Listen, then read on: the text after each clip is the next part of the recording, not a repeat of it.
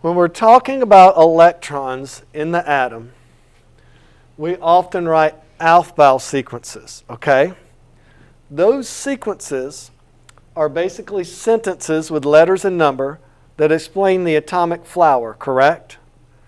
So this model of the atom is when all of the electrons are in their ground state. In other words, the atom is not excited, or the electrons are not excited.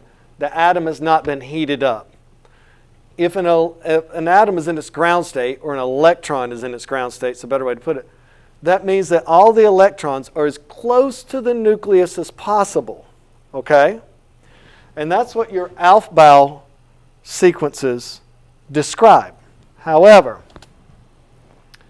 if we heat atoms up, you with me? I'm losing some of you. If we heat atoms up, then our Aufbau sequences are no longer correct because the electrons in the atom get more energy and they go into further orbits. They go, like, let's say your molybdenum ended in 4d4. If you heat that molybdenum up, those electrons may be out in the 7th ring. Does that make sense? Or the 6th would be more likely, but the electrons jump out into bigger orbitals. Then when they cool off, here's some Aufbau sequences. Then when those atoms cool off, the electrons drop from these excited rings. These are the rings just drawn as circles, okay? Then when the atom cools off, the electrons drop back to the center to as close as they can be. That's the Aufbau principle, okay? But the thing is this. The atom absorbs energy as heat,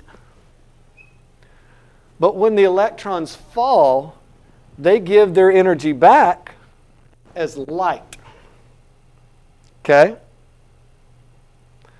So let me repeat that one more time. You could have this an electron. If you heated this atom up, the electron could move out to the 4th energy level. It absorbed the energy as heat.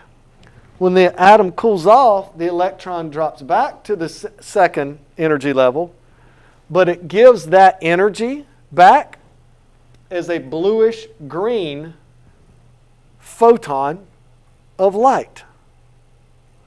So these atoms absorb energy as heat and they give them back off as light. The colors of light are very, very predictable. And there's 2 reasons that is. One is a really, really simple reason, and that is this. The rainbow is Roy G. Biv, correct? Everybody with me? Red light looks red to us because it has a longer wavelength. Green light looks green to us because the wavelength is a little bit shorter. And then if we go over here to blue light, that wavelength is a little bit shorter than green. So different wavelengths to us are different colors. All right? Now, I'm keeping this short. But due to the principles of quantum physics, the electrons can only fall certain distances.